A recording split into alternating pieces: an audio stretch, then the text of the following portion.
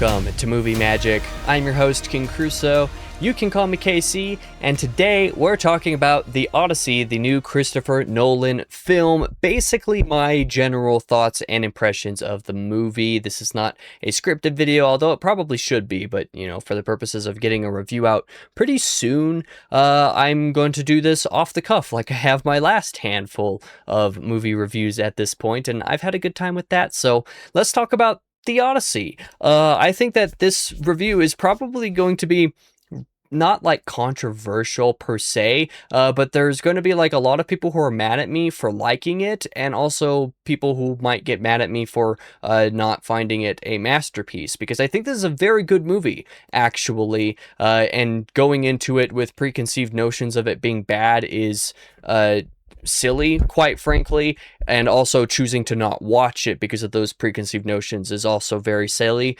just based off of online discourse, but it's also not a masterpiece. I don't think that the Odyssey is a masterpiece. I do think that it has problems, not the problems that you think I'm going to talk about, by the way, for the most part. It's just a very solid film, all things considered. So where do I start when trying to talk about the Odyssey? The first thing that I do want to talk about is the fact that I'm surprised. I'm actually a little bit surprised by how solid a lot of this is in its construction, because I wasn't sure how faithful Nolan would be, not just to the source material, but to the construction of the source material and what stuff from outside of the source material would be included within the Odyssey. The really interesting thing about this is the fact that it's not just an adaptation of the Odyssey. There are little bits and bobs there that kind of are influenced a little bit more, maybe not like directly, but more implicitly by the Iliad for fairly obvious reasons. Of course, there are depictions here from the end of the Trojan War, and the Iliad is from the end of the Trojan War. So there are little bits that are taken a little bit more from that, implicitly speaking. And there are also things that come from the Aeneid, which isn't even Homer in here. Of course, the Trojan horse story itself, as famous as that is, does not actually come from Homer. That is in neither the Iliad nor the Odyssey. That is in the Aeneid by Virgil a long time later, written in Latin, not even in Greek. It's a completely different thing. That's a Roman poem, whereas, the Odyssey is a Greek poem, obviously. So the Odyssey adapts various different things. It does adapt a lot of the Odyssey. It adapts numerous bits of the Odyssey in really interesting ways, I might add, as well. And I was a big fan of a lot of the creative direction that Nolan went with this movie, and that is to say, not necessarily a darker tone, per se. It's more so a more unsettling tone. There are plenty of scenes throughout this movie, especially in the middle act along Odysseus's journey home, which of course is, the primary material of the film and the book itself, right? That is, various different scenes. I'm going to be implicitly spoiling stuff here, so I guess click away from this video if you don't want any spoilers for the movie. I think you should go watch it, even if you've been pretty reserved about it. I think it's a good movie. But there are various different, very iconic sequences and scenes from the Odyssey that are worth talking about here. There's obviously Polyphemus with the Cyclops there that is adapted. Circe on her island that is adapted. Stuff with Calypso on that island that is adapted. There's also the Laestrygonians adapted here, but we'll have a bone to pick with that a little bit later. And so there's a lot of that sailing and stuff, but a lot of these scenes are directed from a standpoint of being unsettling, not so much horrific or horror based per se, but definitely an edge to it that borders less on the fantastical, like I feel like the original source material is generally going for, and more for the unsettling. Everything with Polyphemus is incredible. His design as well, the Cyclops' design, is really, really cool in an unsettling way. The way that it's tackled on film is really great. I was seeing people make a fuss about the fact that the whole pun with Polyphemus about a nobody hurt me, and other Cyclopses coming to check on him and leaving because nobody supposedly hurt him because Odysseus, played a trick and called himself nobody to Polyphemus for that trick to work, right? That's not adapted into this movie, and I saw some people making a fuss about that, but tonally speaking, I think that that's actually the right decision. People were saying that the decision for that was because it didn't fit in with the more modern dialogue, and we'll also hopefully talk about the dialogue a little bit later as well. But I would argue it's probably less because of the dialogue explicitly and more because of the tonal decisions. Polyphemus is meant to be way more unsettling rather than fantastical here, and Polyphemus is made to not talk basically at all, even though he can, but he just kind of doesn't. He's more of a very imposing, brutish figure here. And tonally speaking, I actually liked that creative decision. For example, the escape from Polyphemus was similarly very disconcerting in some ways. There are plenty of sequences here that are disconcerting and unsettling. Everything on Cersei's island is also incredibly disconcerting and unsettling. Like, the direction went with Cersei's magic and how the transformations of the crew and everything is handled in the movie is really, really good. And again, it is very unsettling. The magic of it is different than the stereotypical you'll find in other adaptations or references to this story. But I think it is handled really great in here. There's also Odysseus taking his crew into Hades to speak with some of his dead crew to get guidance and stuff like that, because he's told he needs to do that by Cersei. All of the sequence in Hades, extremely cool. I also found that really unsettling and disconcerting. Found all the performances there really cool. I just really enjoyed a lot of the decisions that were made here. Like, a lot of what I just talked about was in the middle act. Basically, I think a lot of the adaptive qualities are really neat, taken from the angle that they're taken. But I'm gonna, flip the coin here a little bit and say that one of my more major problems with the Odyssey is actually, I think, the pacing of the second act. When it comes to the flipping back and forth between different stuff happening at different times, with Odysseus telling largely Calypso a lot of his story being the basis of most of the middle act, I think is not handled as deftly as I would have preferred. It feels more like a forced, a plot device rather than anything natural when it comes to, Calypso asking Matt Damon, Odysseus, his memories, and eventually coming to relinquish, the hold on him to allow him to leave the island. Like, thematically it kind of worked, but I wasn't super into the way that was handled, like intercutting wise. I found the pacing of it to be slightly messy through that middle, like 75 minutes. I had some issues with that, even though many of the scenes were good. One of the other issues that I had was, like, the island with the Laestrygonians was so, like, out there and different than I would have expected that, like, I wasn't actually even sure what the hell was being adapted with that particular sequence, largely because I don't imagine the Laestrygonians to be armor wearing people. I guess that's a relatively more modern take, is for them to be a sort of dark fantasy armor wearing race of giants. And so, like, I wasn't even sure if that was what was actually going on. I found some of the design sequence of that escape pretty fun, with, like, the trees moving and the prisons there, and some of the violence that was going on in that sequence, the essential spirit of that scene being solid enough. But I was also just really taken out of the costume design from the Laestrygonians and also from the Trojans, to be honest. I wasn't into the costume design for either of those sets of people. So, like, there are things about the movie that I wasn't super into at times, right? But that's doesn't take away from the rest of the movie that I largely thought was really good. The opening act is really solid. I loved the buildup of everything going into the journey, the cold open going into the flashback, changing the settings at the various different points in the first act was very good for building tension, getting you connected with certain characters. Of course, it helps that a lot of these casting decisions are really good. Speaking about the casting specifically, Tom Holland and Anne Hathaway killed it, honestly. A really, really big fan of basically all the main cast of the movie, actually. So Matt Damon, Tom Holland, Anne Hathaway, of course, or maybe the main three. Robert Pattinson did really good in his role. Who are some of the other more major characters? I don't even know. Like Menelaus, for that little bit when he's speaking to Telemachus is Tom Holland's character. So that was John Bernthal, I believe, in that role. He did really solid for that role. The imposingness of Agamemnon, even though you don't really see him, like you don't see his face basically at all in the movie, if at all. And so that's performance was also really good for the imposing nature of it. A lot of really great casting decisions in here that I was worried about. Like, I was honestly worried about, like, both Zendaya and Tom Holland being in the movie. I was less worried about Matt Damon or Anne Hathaway, but, like, Tom Holland, really good for his character. Zendaya as Athena basically works. I would have imagined her to be more of a Calypso character. I think I would have preferred Calypso appearing a little bit more like Zendaya. And then, I forget her name who plays Calypso.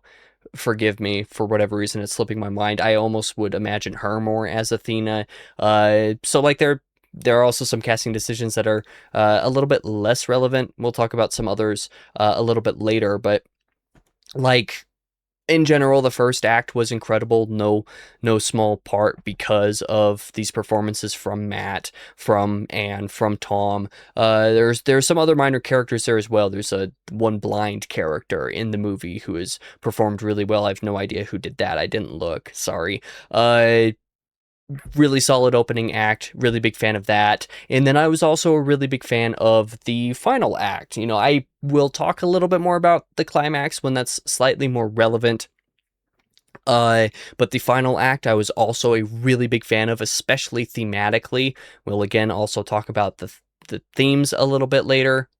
I've mentioned enough things that we'll talk about a little bit later. I'm going to forget them all. I'm so sorry. I didn't compose notes for this video either, but the last act I also found to be really moving. It builds a lot of stuff and uses of a lot of little camera and foreshadowing tricks and stuff in ways that are relevant to previous moments of the film. There's a lot of like little things that are mentioned either in the dialogue or that are shown on the camera that come back around in the first act to make an entire arc that is really thematically really good, actually, you know.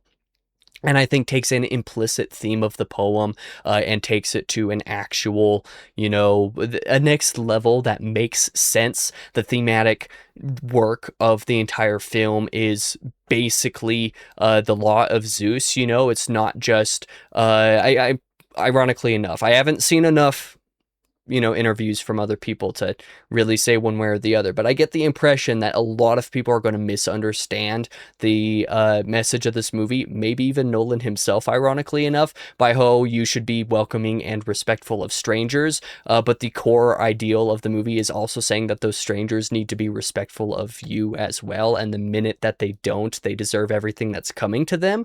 And I found the way that that general thematic palette is handled between Odysseus's journey and his journey home, his being stuck for a long time, the way that he feels about the Trojan War in general and his role in it, his role with, you know, his people who all die unable to make it home. He's the sole survivor who does eventually make it home. So with regard to Odysseus specifically, that theme is very resonant because, you know, he's the one who basically explains to his wife, Penelope, Anne Hathaway, in the end, you know, in the final act. This is why the final act is so good, is because it's like Matt Damon going on this monologue about the law of Zeus, basically, about how, you know, just the errors of the war, some of the problems with it, some of the way that he reflects on some of that implicitly. The monologue is so moving, so good, especially because of the way that, again, certain like shot choices with Zendaya and Athena and certain decisions that are made there to intermix in certain ways that are just thematically super punchy and relevant that I really enjoyed. And so Matt Damon ultimately goes on this tirade, you know, about the law of Zeus, and ultimately the climax of the movie, if you don't know the story, is Odysseus has to win back his wife and basically, spoiler alert, murders all of the suitors who are trying to take his wife's hand, assuming him dead, since he never returned from the Trojan War. And with regard to the thematic ideals, this also kind of worked, right? I'm think maybe went a little bit overboard with the whole exile idea, but as far as making the Law of Zeus theme a punchy one through and through, and then using Odysseus to say, well, the Law of Zeus has been broken across the land, so like basically nobody is respecting it anymore. I have to do one last job of disrespecting the Law of Zeus to be exiled with my wife, and then my son can take the throne from me because he doesn't break the Law of Zeus in this climax, and therefore we're going to live happily ever after, that kind of thing. And again, thematically speaking, because there are conversations and other dialogue choices from Matt Damon and a conversation between him and Anne Hathaway in the first act of the movie that come back around with certain lines that, again, just super punchy, relevant, effective. I found a lot of things just generally a lot more moving than I kind of expected to from the construction standpoint.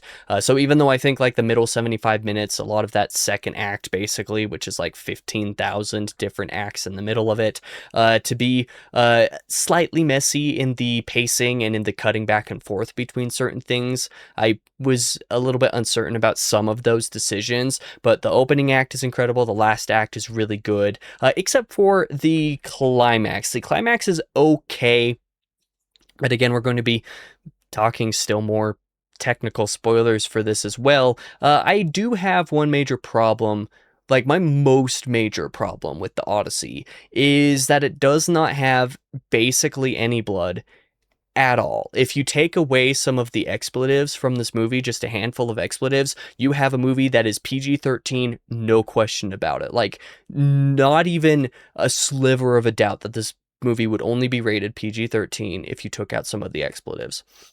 And I think that that's a bad decision for the Odyssey, actually. There are several of those more action-based sequences that kind of need to have more impact, and that impact would come from a more viscerally violent experience. I don't need, actual legitimate viscera. I don't need blood and guts. I just need there to be more blood in general, not just, the slicing and dicing of necks. Like, there needs to be like blood actually everywhere for some of this to have impact.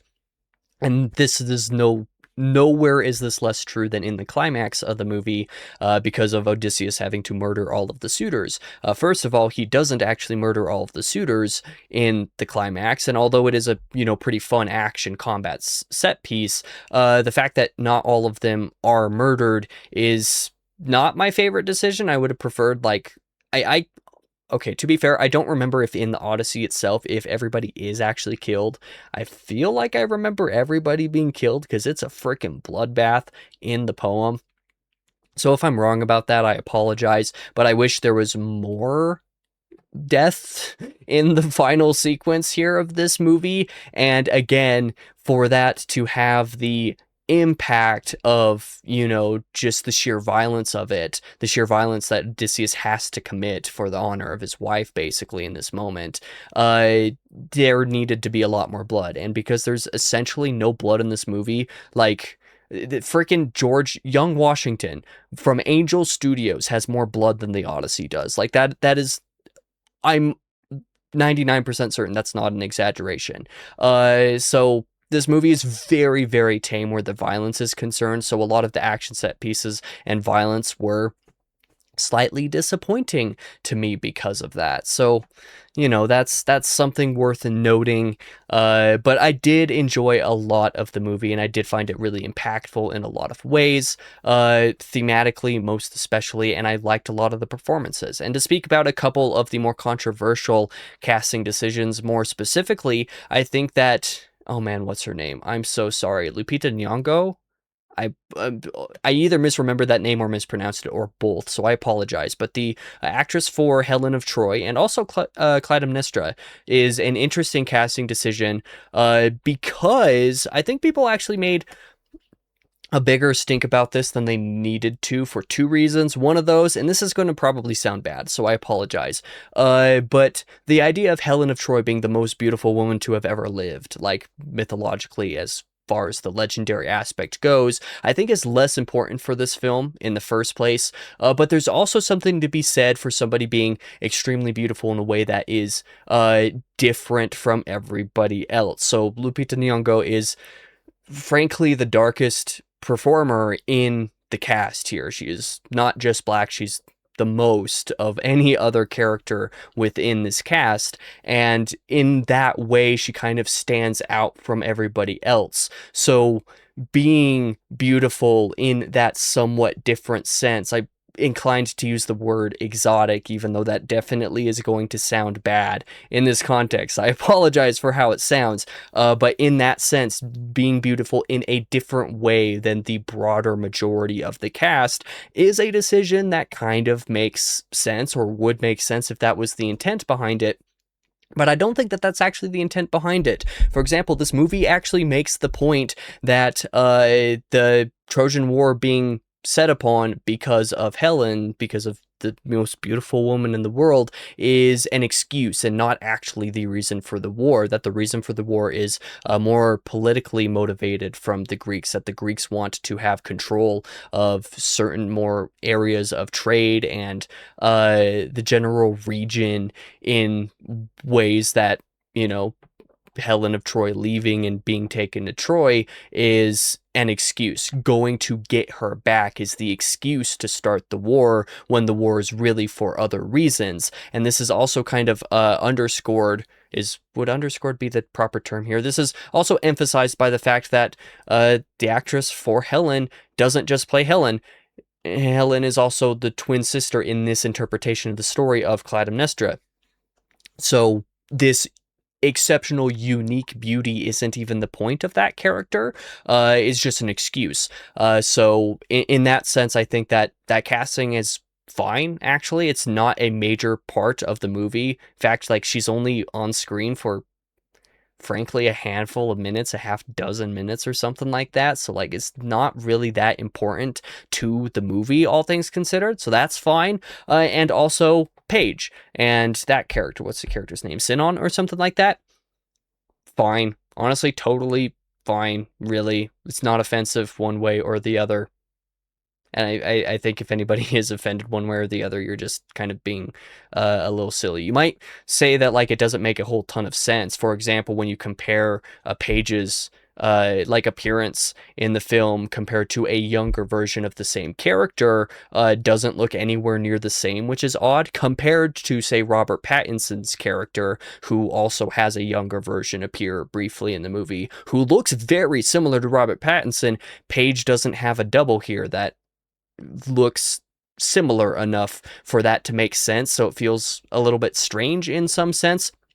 But the performance itself is actually very good, especially in Hades. I talked about the Hades sequence, which was really, honestly, I loved the monologue. I loved the dialogue of Hades, both from Sinon's character and from Agamemnon, because both of them speak to Odysseus in that sequence, and both of them have really great dialogue, and I think the performances are good, same as basically all of the other performance. I don't think there was a bad performance in this movie, to be honest. I can't think of any that was bad. There might be some that I wasn't fully into, or that I might have switched around. For example, Zendaya and Calypso's actress, I might have actually switched if I were making those casting decisions personally.